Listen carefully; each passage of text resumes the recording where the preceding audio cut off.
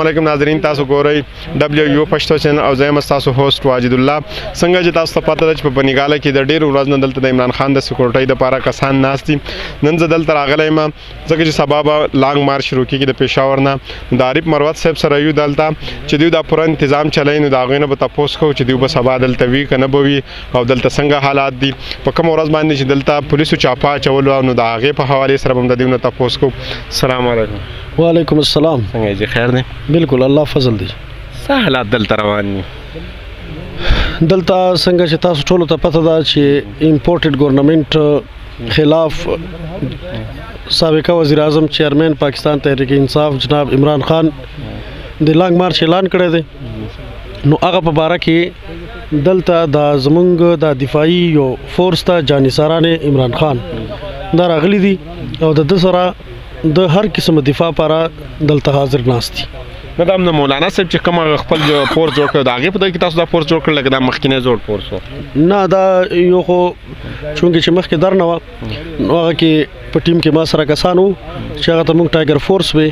نو دا په دې کې د انصاف سټوډنټ فیډریشن، د انصاف یوت وینګ او د پاکستان تحریک انصاف او د ټایګر فورس مشترکه یو مطلب یو کسان دي او دا موږ ټیم جوړ کړی دی او دلته ناست یو ورځې وشوې او مطلب مخکې دا پته نه لګي چې څومره پورې به ناست وو. او ما ته ویلې د عمران خان صاحب چې کوم د حکومت سره دوکه وکړه، هغه راغلی دلته شپې وایي ریډ کاوه، هغه تللی و پېښور ته. دې ته خو دوکه نه شي ویلی، دې ته خو سټریټجي ویلی شي. ګوره دوی هم دوکه کوله، ډاکه یې کوله، په شپې تیاره کې راتله، په 3 بجې راغلی دي. نو همیشه دپاره شپې خو لا غله راځي لا ډاکوان راځي. مطلب کدی نران وی نو د ورځې دې راغلی وی. عمران خان خو په خپل پالیسي مطابق چې هغه یو پروګرام جوړ کړی او پارلیماني پارټي اجلاس یې کړی او کور کمیټي اجلاس یې کړی او په هغه کې فیصله کړی چې زه به د پېښور نه راځم.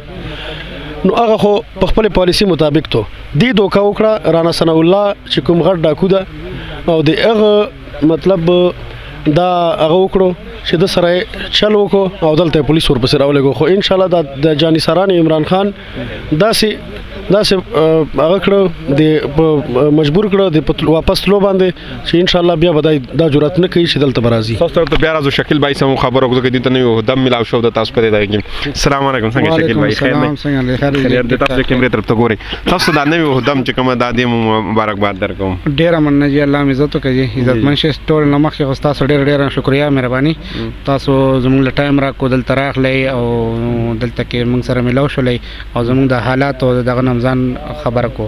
تاسو ډېر مننه. شکیل بھائی څنګه ګورې داسې په دې روډونو باندې ناست او ډېر په تکلیف کې دا کسان ټیم تېروي، بیا د شپې په 3 بجې پسې پولیس راغله او دلته دوی تنګ کړلې، دا څه دې څنګه وینې داسې؟ یاره جی دا خو پولیس والا د رانا ثناء الله ټول کارونه دي او د هغوی چې څومره دغه کوي که نه او څومره دغه پسې راځي. نو انشاءالله دا د عمران خان ټایګرز دي، دا د مختلف سایډونو نه راغلي دي، دغه نه راغلي، دا هر قسم مقابلې ته تیار دي. دا موږ دا نه ده چې ګنې بس موږ دلته ناست یو صرف او بس یو بل ته ګورو. موږ چې دلته راغلي یو نو موږ ځان سره هغه دغه خبره کفن هم راوړی دی، موږ دې ته هم تیار یو انشاءالله چې موږ به د عمران خان دفاع کوو. دا رانا ثناء الله زموږ هېڅ هم نشي کولی. دا د پی ټي آی سیلاب به ته سبا ویني چې دا به په کومه طریقه دلته کې اسلام آباد ته ځان رسوي. دوی خو کنټینر یې ولګولې، مري روډ هم بند کړ، سرینا چوک هم بند کړ، ریډ زون هم بند کړ او هلته کې فیض آباد باندې هم چې د کنټینر یو ته پرتې وي هغه هم دغه کوو. نو دا نه لاره د پی ټي آی ټایګر څوک بندولی شي او نه داسې رانا ثناء الله چې ته پیدا شوی دی چې دا به یې بند کړي. او د حکومت چې کومه دغه نیسي کارکنان نیسي دې حوالې سره به څه وی؟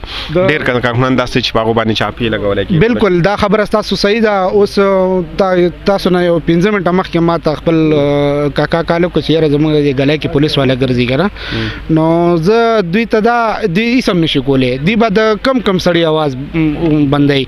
دا چې د عمران خان داسې یو میشن شروع کړی دی چې دا د دې اواز بندېږي نه، دا داسې طریقې سره روان دی چې انشاءالله چې د پاکستان به وزیر اعظم چې جوړېږي انشاءالله عمران خان به جوړېږي. بل سړی دی راتلی نشي، نه د رانا ثناء الله کار دی، نه زموږ کارکنان په دې باندې کمیږي. دا به څومره ونیسي؟ 10,000 به ونیسي، 20,000 به ونیسي، 50,000 به ونیسي، دا نور بس کوي. دا ټول پاکستان دی زموږ سره انشاءالله چې دا خو د دوی ناکامیابه تجربه ده او دا چې د انتشار پیلولو دپاره کېږي او دوی دپاره دوی ته موږ دا درخواست کوو چې موږ سره داسې حرکتونه مه کوئ هسې نه چې موږ عمران خان چې موږ ته کوم پوره من احتجاج کال راکړی دی چې هسې نه چې موږ بیا د دې الټه طرف ته لاړ شو. زه مهرباني دې سره خبرې کو بیا به تاسو طرف ته راځو. څنګه دلته څه مشکلات نه وي کې؟ ګوره عمران خان یو اعلان وکړو چې میں جهاد لڑ رہا ہوں. نو جهاد کې یو داسې خبره وي چې په هغه کې مشکلات او تکالیف او مصایب ته نشي کتلی. نو مشکلات دا خو څه شی دي مړه دلته خو ښه پکې لګېدلې دي مطلب ښه رڼا ده چې طوفان باران داسې طوفان باران وشو چې په هغه کې دا خلک دلته ناستو بیخي د ځای نه دي خوځېدلي.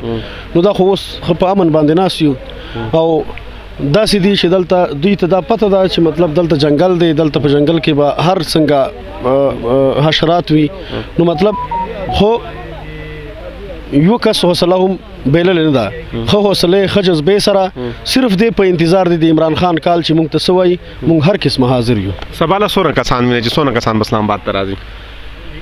سبا له باوجود د دې چې دې کوشش وکړي مکمل د دې شي بلاک کولو چې دا بیا نه وایي چې موږ پرېښول مکمل کوشش دی وکړي لارې دې بندې کړي او ان شاء الله د عوامو سمندر بدلته اسلام آباد کې وي اسلام آباد کې به څوک بل څوک ځای نه میندي. پښتنو ته اخر څه پیغام ورکړي بیا به تعالی تکلیف درکو د وروستو ورځو کې؟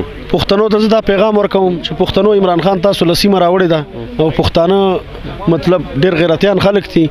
پښتنو تاسو په عمران خان په نومه باندې غیرت وکړئ کوم ځکه چې کوم پہچان کوم کردار د پښتنو ته په پارلیمنت کې په حکومت کې او په مطلب اورال معاشره کې ورکو نو تاسو له دا پکار دي چې په ګڼ تعداد کې بلکې ټول پوره خیبر پښتونخوا عوامو ته پکار دي چې راوځي او د حقيقي ازادي په جنگ کې د عمران خان سره اوګه په اوګه ودرېږي. مهرباني ناظرین تاسو د خبرې واورېدلې موږ کوشش کوو سبا بیا هم د دې ځای ته راځو.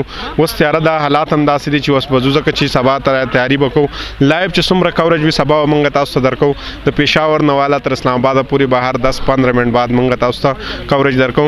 تاسو لازمي زموږ سره اوسئ د هغې پورې ماته اجازت راکړئ. د الله په امان.